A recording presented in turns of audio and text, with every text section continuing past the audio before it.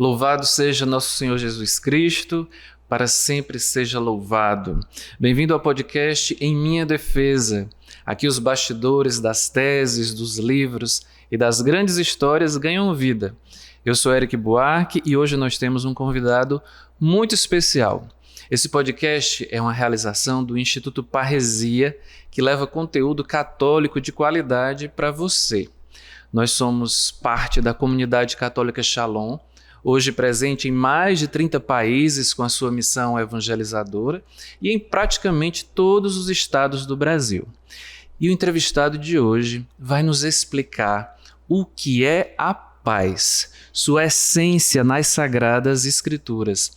Este é um podcast para quem gosta de ciência, de cultura, fé e histórias. Já é o terceiro episódio e nós estamos muito animados com a repercussão dele.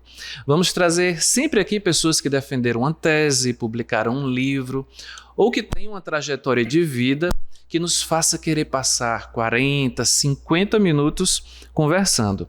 Eles vão aqui defender a sua ideia, defender a sua fé e, mais do que isso, anunciá-la, declará-la, o que acredita, a sua experiência de vida, mas também vão ter que se defender de coisas que nós descobrimos na sua história.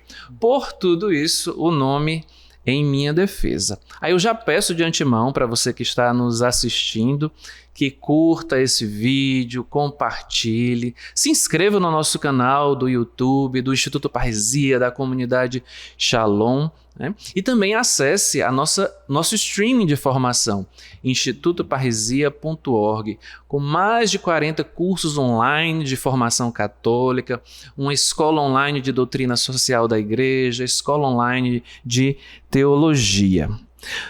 Nosso convidado de hoje, já partindo para a apresentação, é o Elton Alves, que escreveu sua dissertação de mestrado sobre o valor da paz no Evangelho de João, sob o pano de fundo do Antigo Testamento. Mas também fica a pergunta: o que será que ele não teve tempo de contar na sua defesa, de escrever nessa sua dissertação?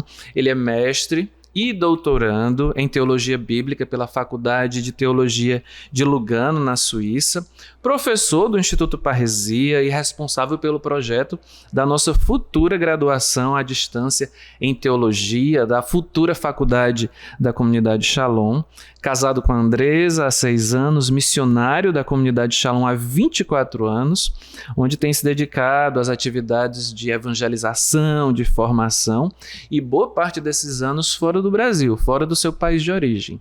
Alemanha, Suíça, Itália, França, enfim. Seja muito bem-vindo, Elton, ao nosso podcast Em Minha Defesa. Muito obrigado, é um prazer estar aqui. Já assisti aos episódios anteriores, e me preparei para me defender. Que bom, porque o tema do podcast é esse, Em Minha Defesa. Mas é uma alegria de fato tê-lo aqui. Como em outras vezes eu já disse, eu vou ter que fingir desconhecimento, fingir que não sou muito próximo do Elton, que não nos conhecemos bem, Na verdade, isso só traz proveito aqui para nossa conversa. Fingir que não trabalhamos juntos. Exatamente. Elton, no primeiro parágrafo, a gente sempre tenta começar esse podcast destrinchando assim o título, o tema principal, como você começa essa sua dissertação. E no primeiro parágrafo dela, você já traz 3 perguntas fundamentais.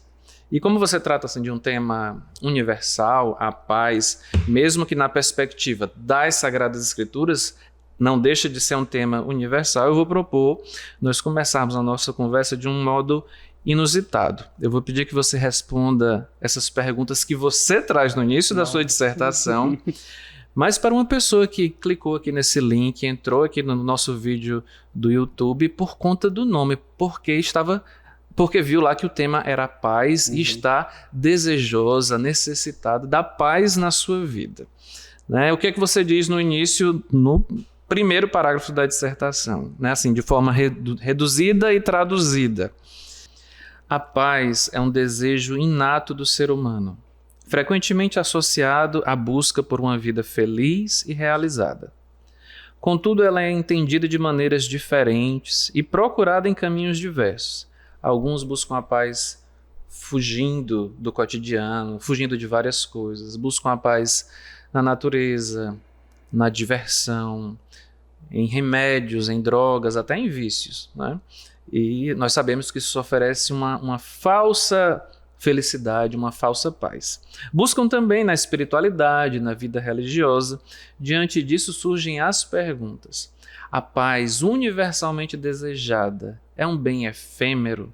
O que é a paz e como alcançá-la? Então, essa pergunta ela vem pela análise da situação, do dia a dia. Primeiro, as religiões, as filosofias apresentam essa busca da paz. Depois as pessoas, o que acontece? Elas dizem assim, bom, hoje eu estou em paz, amanhã, ou aliás, daqui a 30 minutos por alguma coisa, não mais. Por isso que tem essa pergunta. E a resposta, ela vem justamente a partir das Escrituras. Quando Jesus vai falar de paz, ele vai apresentar sempre em um contexto de conflito com o mundo. Ou seja, no contexto de tribulação. Porém, ele diz justamente que essa paz ninguém pode roubar, como ninguém pode roubar a alegria que Cristo dá. Ela permanece, não obstante as circunstâncias exteriores a nós. Então ela é sim um dom estável dado por Cristo. É um dom, é um sinal da salvação, na verdade. E Elton, a gente sempre faz essa pergunta aqui também. Por que você escolheu esse tema para esse trabalho, né? Assim, que é um investimento de vida, né? São anos de estudo. Exato. Uma peleja, né? Assim, por que você escolheu esse tema? Bom, pertencendo à comunidade católica Shalom, então eu queria analisar um pouco mais o que significa este Shalom. Eu já sabia, já tinha noções, mas eu Shalom, paz em hebraico, né? Todos sabemos. Em hebraico. Eu queria trazer um pouco mais o que significa. E para isso, eu queria analisar a paz no Evangelho de João. E tive muitas surpresas sobre as quais vamos conversar. Tive muitas surpresas, porque o fundamento da vocação Shalom é justamente o ressuscitado que se manifesta aos discípulos já no dia da ressurreição, e eles, com medo, se encontram com aquele que dá a paz e que dá o Espírito, que vence a morte e o medo neles. Sendo assim, eu queria entender o que é essa paz, queria fundamentar biblicamente os elementos que na nossa espiritualidade nós já pregamos e anunciamos. Então aqui nós vamos entender hoje, né, o que é a paz que é Cristo, né, o que é a paz que Cristo ressuscitado nos traz. Eu li a sua dissertação, assim, muito obrigado assim, por todo esse trabalho, né, por todo esse conteúdo que você se dedicou, né, se debruçou, e me vêm várias perguntas interessantes que eu acho que também assim, os futuros leitores do livro que vai ser publicado a partir dessa dissertação farão também. Por que é errada a concepção de paz como oposto da guerra, né? Como uma ausência de guerras? Já não seria maravilhoso um mundo sem guerras? Sim, um mundo sem guerra já seria muito bom, mas ele é ideológico. Se você olhar a história, você vai ver que nunca houve um período sem guerra. Nunca na história da humanidade houve um período sem guerra. A gente fala ultimamente da guerra da Ucrânia, da Rússia, ou da guerra dos Estados Unidos, ou de Israel, Gaza. Mas olha para a África. Milhares de guerras desconhecidas. Olha para o Brasil. Guerras civis acontecendo no Brasil. Então, a ausência de guerra, infelizmente, neste mundo, ela se torna praticamente uma utopia, porque ela conta com o fato de que o homem, como se o homem não tivesse o pecado original. E que não fosse buscar, de algum modo, um se sobressair sobre o outro. É desejável, mas é utópico. E aí, a tentação e a filosofia, ela traz, uma parte da filosofia traz isso, ou seja, o que é a paz para muitas linhas de filosofia é o período entre as guerras, né? Justamente. Mas Cristo, né, o que ele veio anunciar é muito mais profundo. Porque em meio à guerra, essa paz ela pode ser estabelecida em nós e numa sociedade. Você falou aí do âmbito filosófico também, né? Existe essa concepção de guerras, de paz, digamos assim, numa definição de negação, né? paz como a não guerra, mas também existe uma definição positiva, você traz isso, né, da paz como consequência da justiça e da ordem. Ainda assim é incompleto?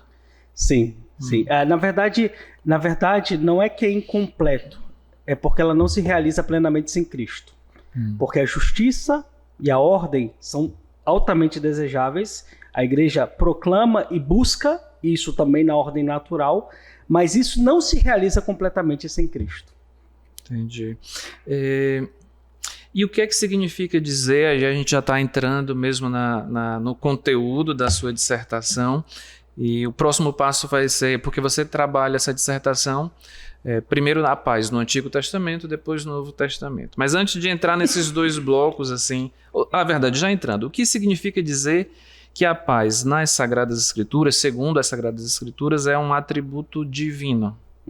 Significa dizer, primeiro, o termo shalom é um termo, eu diria, rico, eu ia dizer, porque não é só ambivalente, não tem só dois significados. É um termo com um significado muito extenso.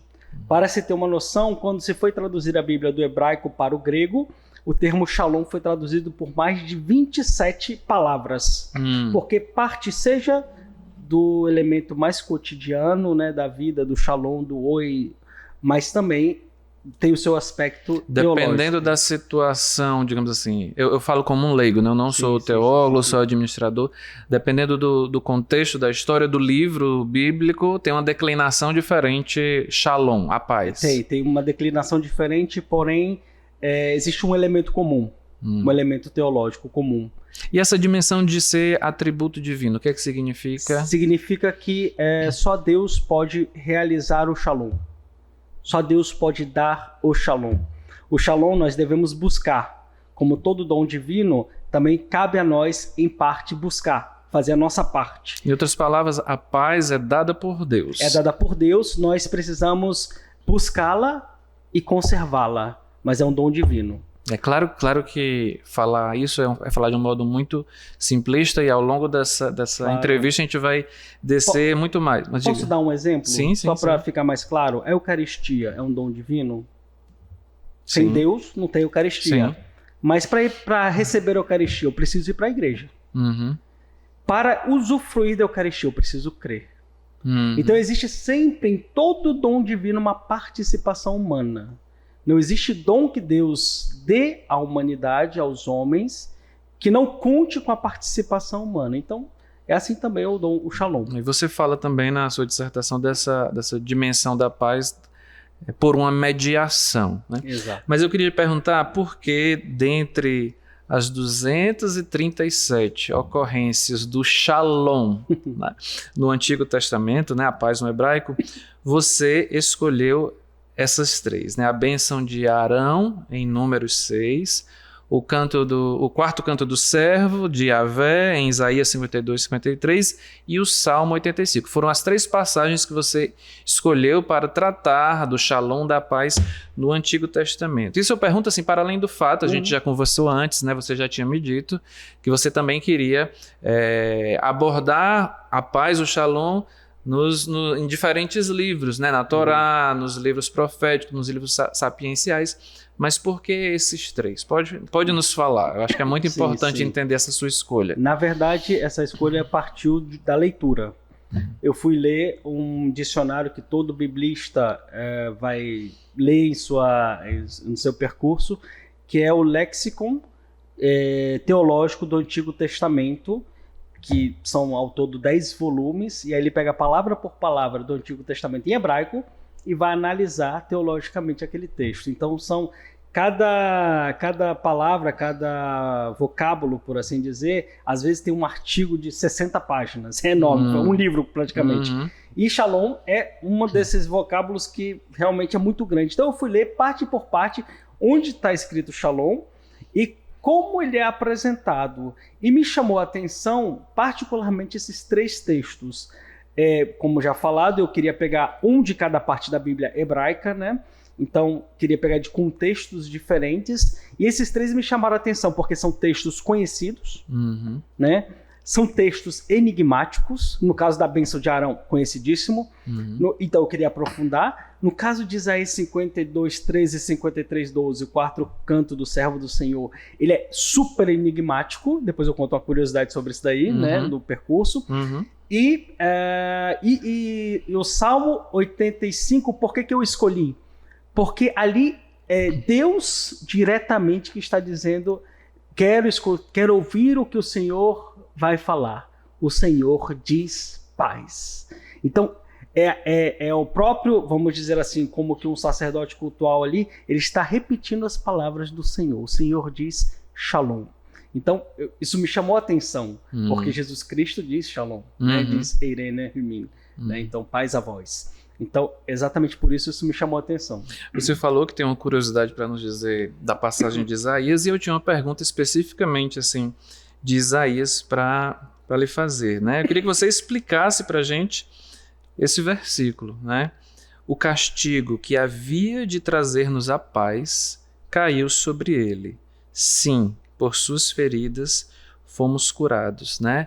É muito interessante, trágico, né? Assim, de uma lógica diferente, assim, você imaginar que a paz precisaria vir por um castigo, né? Enfim, nos explique esse versículo. Esse é o coração do texto. Na verdade, se você contar os versículos, ele é o versículo central do texto, né? E os judeus têm... Eu não sabia, eu perguntei porque realmente foi o que mais me chamou a atenção. Mas é o ponto central. E nunca em Israel se ouviu dizer que uma ferida pudesse curar. Que de uma ferida... Antes dali. Aquilo é totalmente inaudito. Tanto que o texto no capítulo 52, versículo 13, se fala que ouviremos coisas jamais faladas. Então o cântico ele já inicia falando que haverá coisas que nunca foram mencionadas. E se você perguntar hoje para um judeu quem é este servo, ele vai ter grande dificuldade de responder. Porque ele vai tentar identificar algum dos profetas, mas nenhum se encaixa. Por mil motivos, que se eu me estender aqui a gente fala só disso, mas nenhum se encaixa. Então há uma grande dificuldade. Na verdade, o servo só é compreendido em Cristo. E isso o próprio Novo Testamento apresenta quando temos Filipe, que está ali nos Atos dos Apóstolos, que vai evangelizar e encontra uma pessoa lendo justamente essa passagem e ela não entende, e Filipe diz assim: você sabe de quem está falando? A pessoa diz: não consigo compreender. Então ele entra no carro da pessoa que está em movimento e começa a explicar essa realização em Cristo Jesus. Eu não sei se você já falou, assim, nessa sua resposta, qual é essa curiosidade, mas assim, o que o profeta queria dizer com esse castigo que vai nos trazer a paz? Bom, aí entra uma grande pergunta, porque historicamente nós estamos no segundo Isaías, que é o período em que o profeta começa a anunciar o retorno do exílio. Então Israel viveu um sofrimento, e desse sofrimento Deus promete uma restauração. E a palavra restauração, ela tem uma relação com a paz. Só um pequeno parêntese, Shalom vem de Shilem, que quer dizer pagar a dívida. Ou seja, estamos quites, eu não devo nada, estou inteiro. E daí tem todos os desdobramentos da palavra. Então, nesse contexto, né, engraçado e interessante, é que os 4 cantos do servo do Senhor estão justamente nesse arco que vai de Isaías 40 a 55, que é o segundo, chamamos de segundo Isaías, é justamente desse período histórico onde Israel já está próximo de voltar para a sua terra e a culpa de Israel é expiada. O problema se está falando de uma pessoa no singular, não é um povo. Essa pessoa tem um nascimento e tem a sepultura. Então, é uma pessoa singular, não é o povo. Então, essa palavra é enigmática. Ela permanece enigmática. E ela vai voltar até em outro texto, né, no caso de Zacarias. Até trouxe esse livro aqui, porque tem também uma curiosidade sobre esse livro. Ah, tá ótimo. Muitas curiosidades. Na conclusão desse capítulo que você vai tratando, né, dessas 3 passagens do Antigo Testamento, você aponta 4 aspectos comuns e importantes da paz verotestamentária, né, do Shalom. Eu vou pedir que você nos explicasse um deles, né, o sentido da paz como dom de comunhão com os outros. Sim.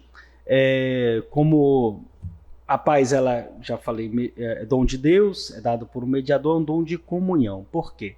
Porque toda vez, e quando nós analisamos esses 3 textos, né, no seu sentido teológico, nunca Shalom é dado para uma pessoa e em vista de uma pessoa.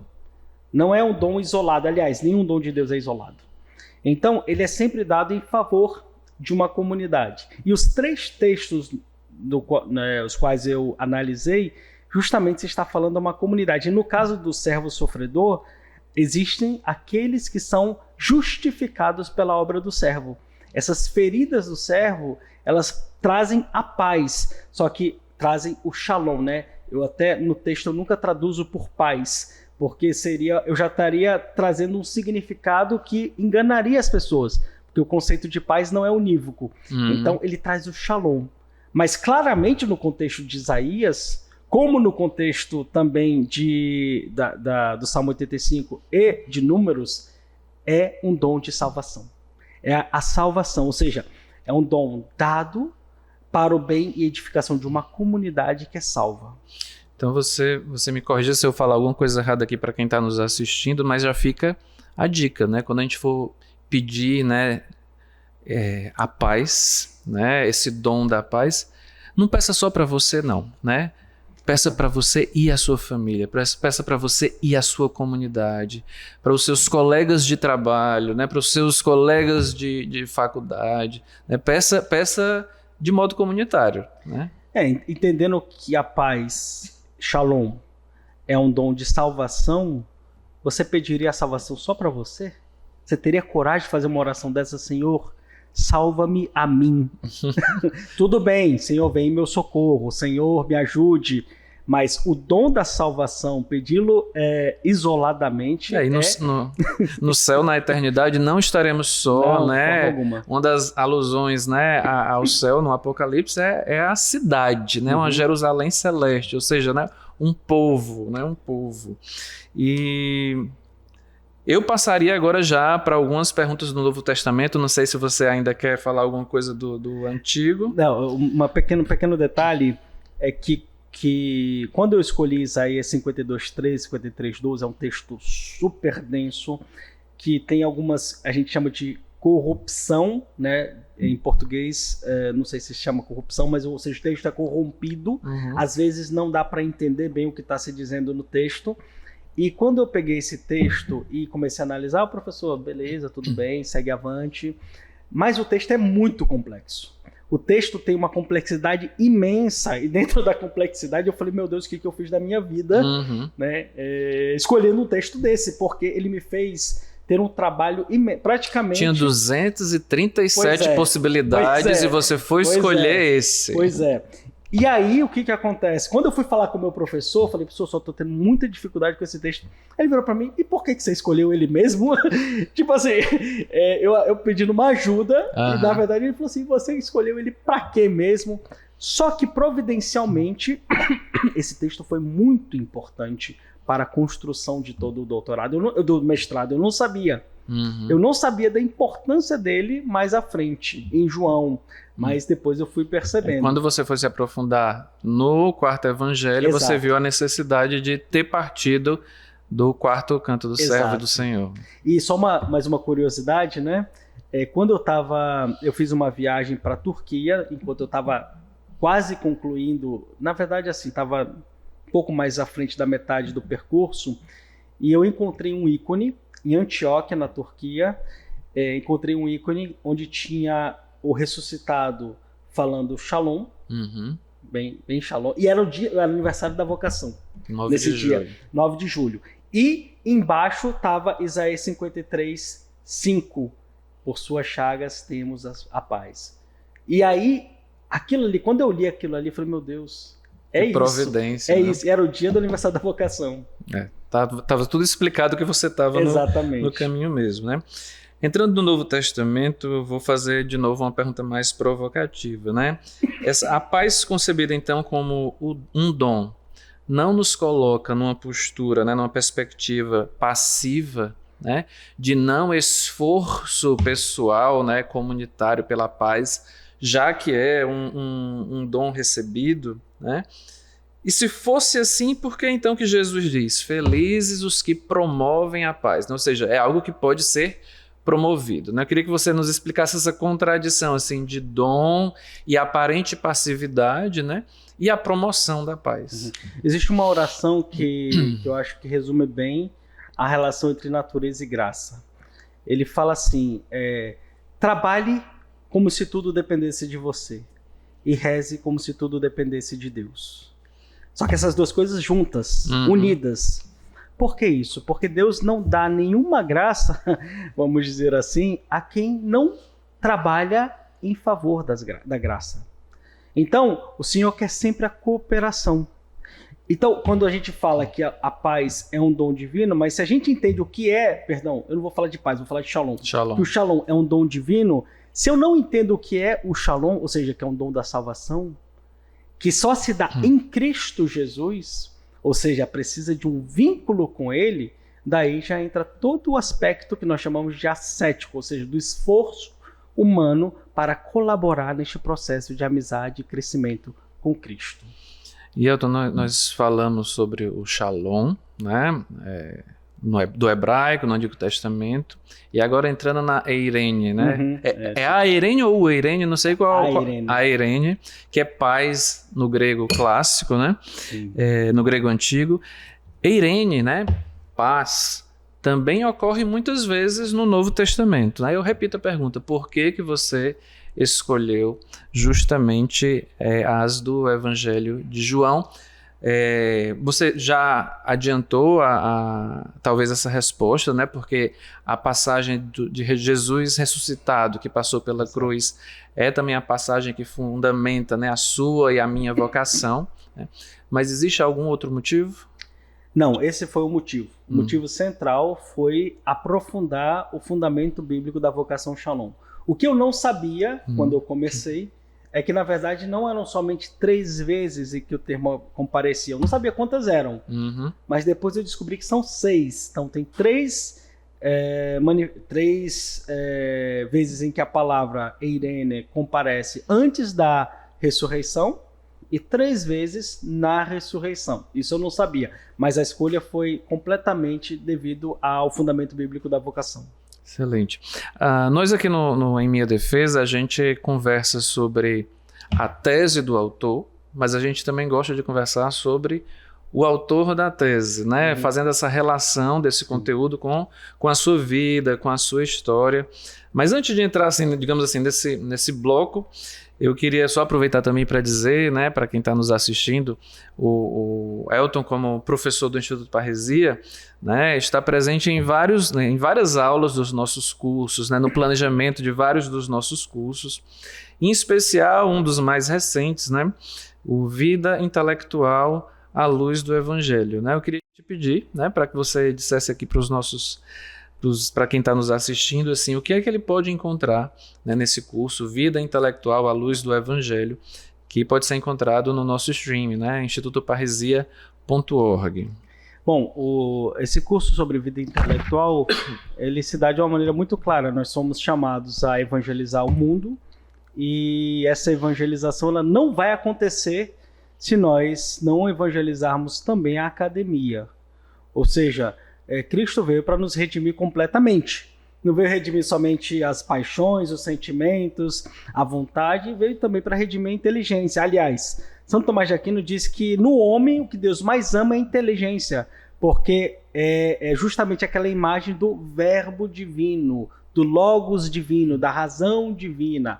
Obviamente Deus ama tudo em nós. Então, esse curso tem o objetivo de explicar o que significa vida intelectual à luz do Evangelho. O intelecto ele é contrário à vida na graça, à vida na fé, porque algumas pessoas podem dizer, crer é um ato cego, você tem que se abandonar cegamente, mas a igreja não ensina isso, viu? Isso daí é errado, não é isso que a igreja ensina. O abandono na vontade de Deus é um obséquio da vontade, da inteligência de todo o nosso ser que se inclina diante da vontade divina para fazê-la, para cumpri-la. Mas não é um ato cego de forma alguma, porque nós sabemos a razão ou as razões pelas quais nós cumprimos esse ato de abandono, de confiança em Deus. Então, a vida intelectual ela tem justamente esse itinerário. O que é justamente essa vida intelectual? O que é que o verbo de Deus tem a nos ensinar? Como é pregado ou ensinado, vamos dizer, em várias esferas? E o que nós podemos fazer? Também metodologicamente, com a leitura e com tudo aquilo que a gente pode, vamos dizer assim, exercitar para crescer na vida intelectual.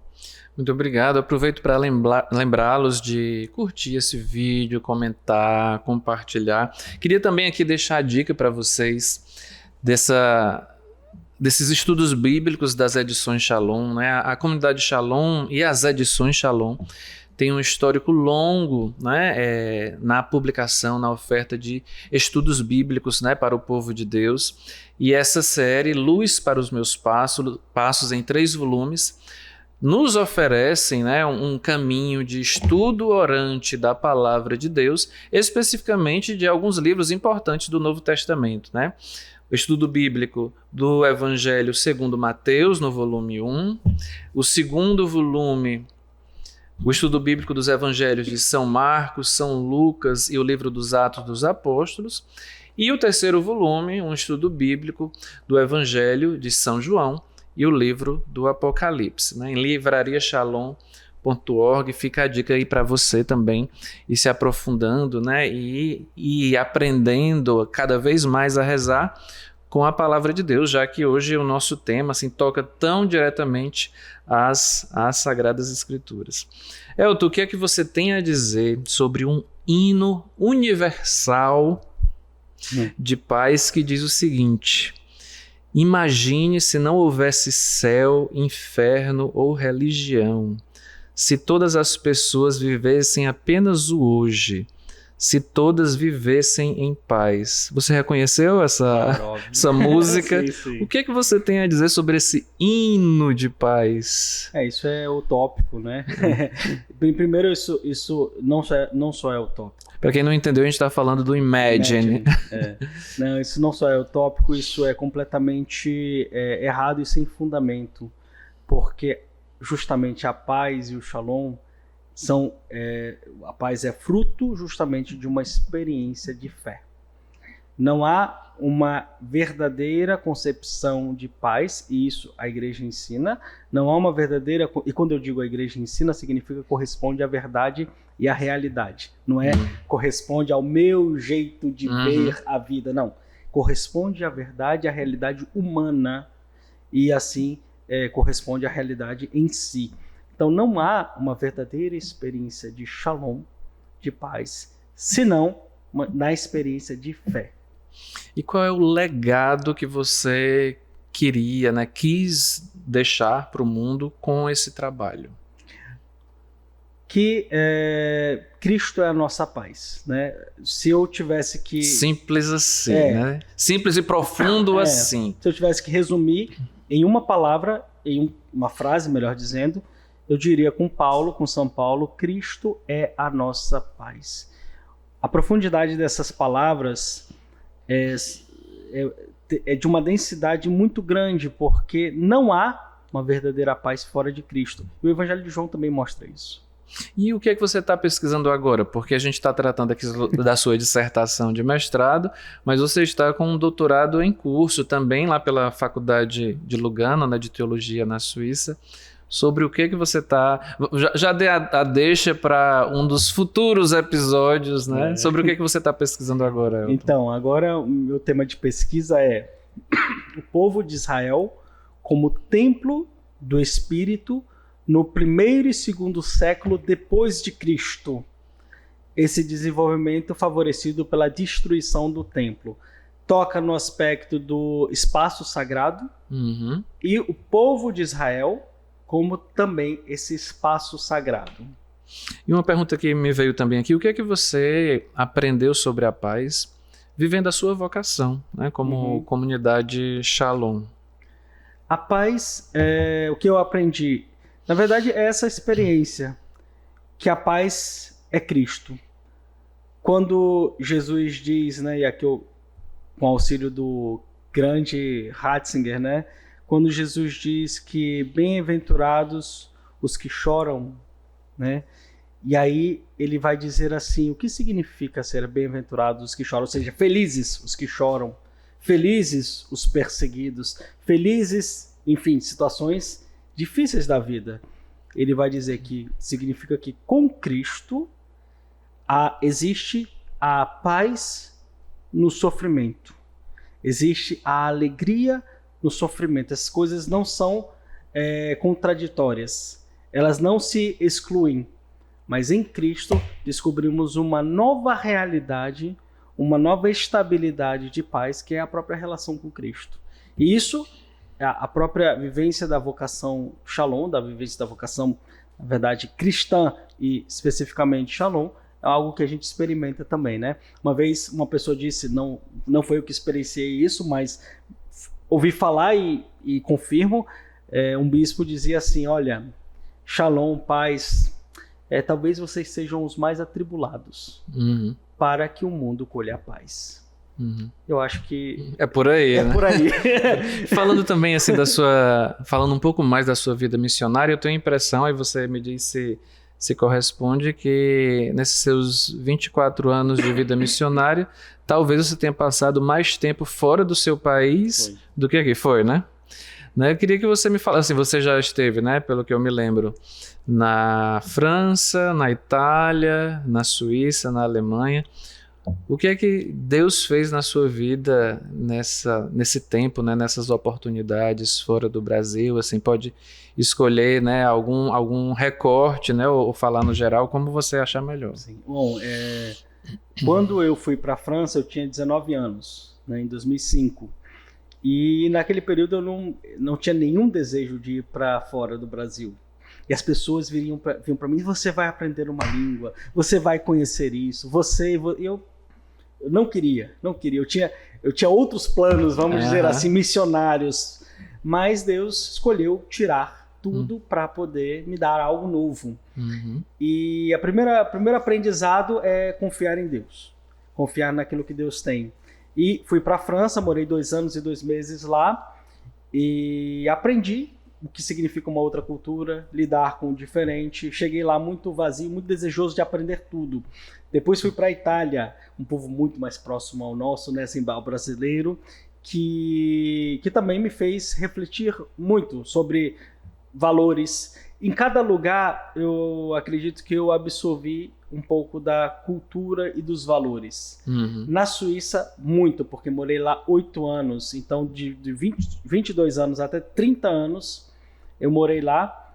Estudei numa faculdade na Suíça, Lugano, e fiz todo o percurso filosófico, teológico e o mestrado. Então, realmente foi um enriquecimento muito grande. Quando eu penso que essa é a idade que um jovem entra numa faculdade e, enfim, se ele receber um bom conteúdo, tem muito a crescer, mas o mau conteúdo também vira a cabeça, né? Justamente nesse período.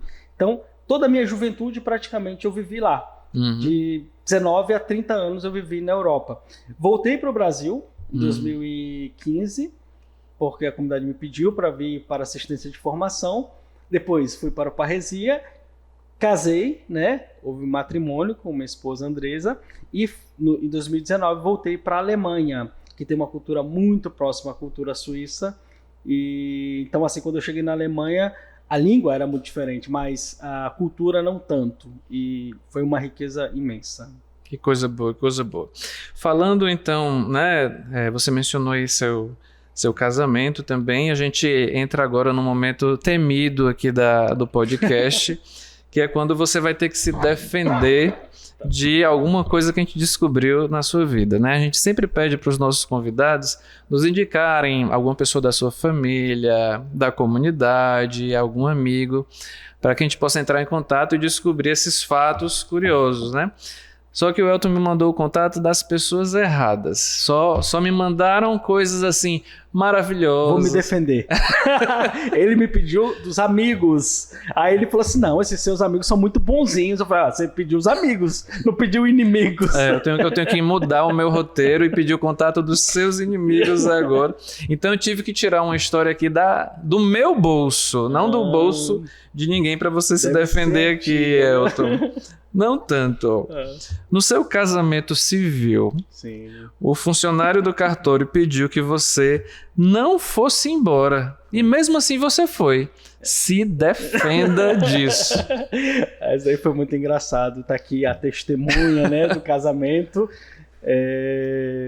E aí, quando a gente estava ali, naquele momento, assim, informal, o Eric perguntou, falou assim, qual é o papel da testemunha, né? Isso ele estava na véspera de casar e ir para a Alemanha, né?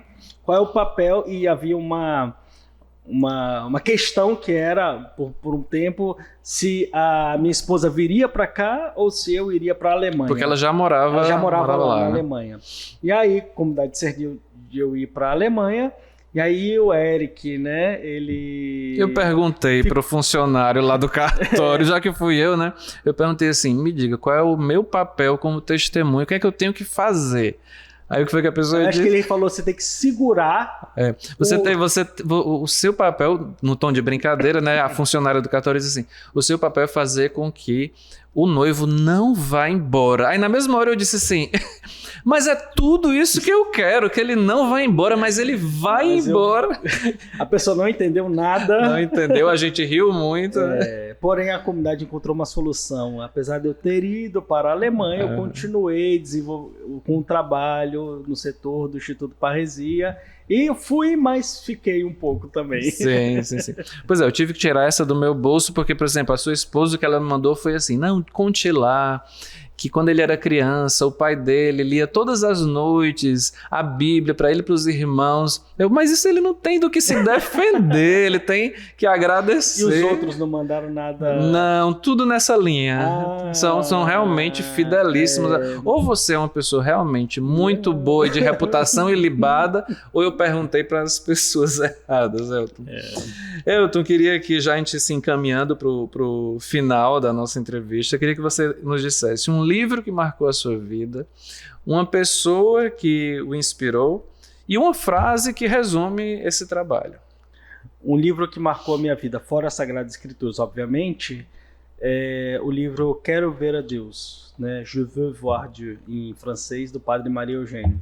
Foi o melhor livro na minha oração, na minha vida que eu li, né, com o qual eu rezei depois das Sagradas Escrituras. Uma pessoa que me inspirou. Aproveito para contar uma curiosidade da tese também, do mestrado, da dissertação, aqui a gente chama de dissertação, né? Na Itália é tese também. O professor, todos os meus professores eu tenho uma profunda gratidão, memória e lembrança deles, e um deles é o professor Enos Biff. Nome estranho para o português, mas Enos Biff, ele recebeu o prêmio Joseph Ratzinger em 2017, 16, como o maior contribuidor do pensamento de São Tomás de Aquino vivo. E uma vez, esse professor, eu estava escrevendo a tese, a dissertação, e ficava naquela se ele ia se ele ia se aposentar ou não. Ele já tinha idade de se aposentar, mas sempre estava lá na faculdade dando aula, pelo menos um curso, assim, né? uma matéria.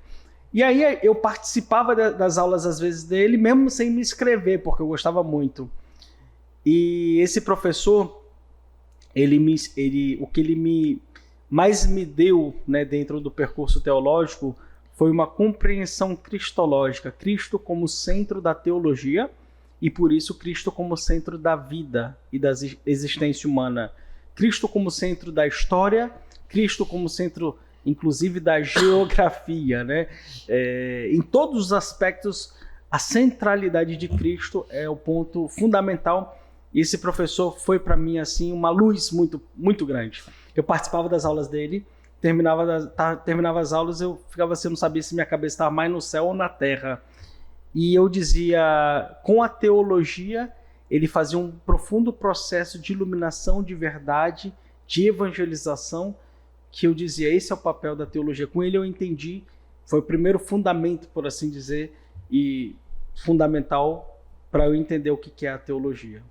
E uma frase que resume esse seu trabalho? Eu diria com São Paulo, Cristo é a nossa paz. Porém, para concluir, eu participo, como esse professor ele estava ali, se ele ia se aposentar ou não, às vezes eu ia para a aula, mesmo não sendo inscrito. Cheguei na aula e ele estava explicando o que era a paz, porque ele estava tendo a jornada de oração pela paz. E ele perguntou, mas o que é a paz? Perguntou para os alunos. Ele perguntou o que é a oração e depois o que é a paz. E na hora de responder ele falou assim, pacificou-nos pelo sangue de sua cruz. São Paulo. Cristo pacificou-nos pelo sangue de sua cruz. Não há paz senão no sangue de Cristo. Para nós cristãos, quando eu digo que biblicamente esse é, vamos dizer assim, o significado último de paz, eu quero dizer que para a igreja este é o significado último de paz. Então, pacificou-nos no sangue de sua cruz, como diz São Paulo, ou Cristo é a nossa paz, ou seja, é Ele mesmo. Como diz Jesus, em mim haveis paz. Somente nele podemos ter paz. E eu lhe perguntei antes aqui da nossa gravação, né, uma oração que você gosta para a gente também, né, fazer juntos com vocês aqui também, rezando pelas nossas intenções. Você disse que era o Veni Creator Spiritus, né, vem Espírito Criador. Mas antes disso eu queria ler aqui uma passagem bíblica muito importante também aí para o seu tema, né, para o tema da paz, e saber as suas intenções para a gente fazer essa oração. Ele é nossa paz, de ambos os povos fez um só, tendo derrubado o muro de separação e suprimido em sua carne a inimizade. Palavras do Senhor. Graças a Deus. Em Efésios 2, né? Ele é a nossa, ele é a minha, ele é a tua paz, né? Deus enviou o seu Filho ao mundo para derrubar os muros da divisão entre os homens, das divisões interiores que nós temos, né? Da divisão da nossa relação com Deus, né? A paz, como você bem nos disse, não é uma ausência, mas é uma presença de Deus na oração, uma presença de Deus na Eucaristia, uma presença de Deus no amor, né? Santo Tomás de Aquino também fala da paz como uma consequência da caridade, né? Então, imbuídos por essa palavra, né? Por esse tema tão maravilhoso que você nos trouxe, pelo que nós vamos rezar hoje aqui, Elton, rezando juntos esse Veni Creator, quais são as intenções que você quer nos dar para juntos rezarmos? Para que todos os homens cheguem à estatura e ao conhecimento de Cristo, como diz Paulo também, né, na mesma carta aos Efésios. E com isso, os homens encontrarão o que é a verdadeira paz, né, que é justamente essa relação profunda e estável com Cristo. Amém. Então, por essas intenções, vocês nos acompanham onde estiverem, quando estiverem assistindo nessa oração. Vinde, Espírito Criador, as nossas almas visitai, enchei os corações de amor com vossos dons celestiais. Vós sois chamado o intercessor do Deus excelso, dom sem par, a fonte viva, o fogo, o amor, a unção divina e salutar. Sois doador dos 7 dons, e sois poder na mão do Pai, por ele prometido a nós, por nós seus feitos proclamai. A nossa mente iluminai, os corações enchei de amor, nossa fraqueza encorajai, qual força eterna e protetor. Nosso inimigo repeli e concedei-nos vossa paz, se pela graça nos guiais, o mal deixamos para trás. Ao Pai e ao Filho Salvador, por vós possamos conhecer, que procedeis do seu amor, fazei-nos sempre firmes crer. A Deus Pai, a glória eterna, e ao ressurgido Salvador e ao Santo Espírito também, louvor se dê num só louvor. Amém. Em nome do Pai, do Filho e do Espírito Santo. Amém. Amém. Elton, muito obrigado por se dedicar, né, nesse tema, por estar aqui conosco também, partilhando as riquezas desse seu percurso, as riquezas das palavras, né, que você nos traz na sua dissertação. Nós convidamos você mais uma vez para compartilhar esse vídeo, curtir, comentar, diga aí embaixo o que foi que você mais gostou, né? Quais perguntas você gostaria de fazer para o Elton. Ele vai lá no nosso canal e vai responder os seus comentários, dizer também quem são as pessoas que você quer encontrar aqui nos próximos episódios do podcast Em Minha Defesa. Muito obrigado, Elton. Pode dar as suas palavras finais também para quem está nos assistindo. É uma alegria poder participar, poder falar de um tema tão rico. Saibam que nós tocamos em 0,5% do conteúdo, então assim, temos muito ainda a falar só sobre a tese. Claro que sobre a paz ainda haveria muito mais. E o que eu quero convidar a cada um de vocês é poder também se inscrever no site do Instituto Parresia, participar deste caminho de formação para que a nossa inteligência seja iluminada de modo que integralmente, como a palavra Shalom corresponde, né, integralmente nós possamos amar e servir a Deus. A fé e a vida religiosa não está restrita a um único aspecto da nossa vida, ou seja, não é uma questão de emoção, sentimento ou vontade ou uma simples participação. A inteligência também e todo o resto, todo humano participa, e nós queremos contribuir através dessa inteligência da fé. Venha fazer parte, venha se somar a nós e você vai ver o quanto você vai receber no teu caminho com Deus. Um grande abraço em todos. Nós não podíamos terminar de uma forma diferente sem desejar para todos vocês a paz do Senhor, a paz de Cristo. Shalom. Shalom.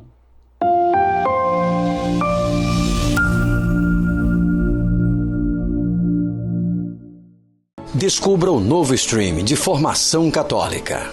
Agora, aprofundar-se na fé está ao alcance de um clique.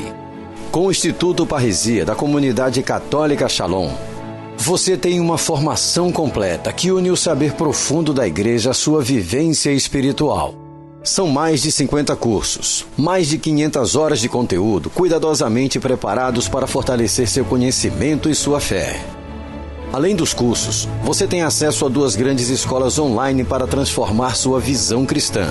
A Escola de Doutrina Social, onde você vai descobrir como a Igreja ilumina os desafios da sociedade e como sua fé pode impactar o mundo.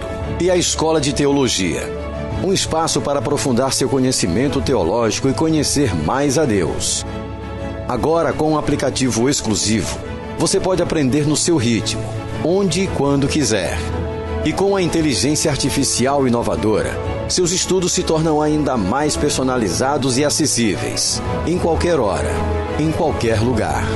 Aqui você não só estuda, mas vive uma experiência transformadora, que fortalece sua espiritualidade e sua missão. Mais do que aprender, é sobre se aprofundar, viver a fé com propósito, ser igreja. Aprofunde sua fé, viva essa experiência. Assine agora e comece sua jornada com o Instituto Parresia.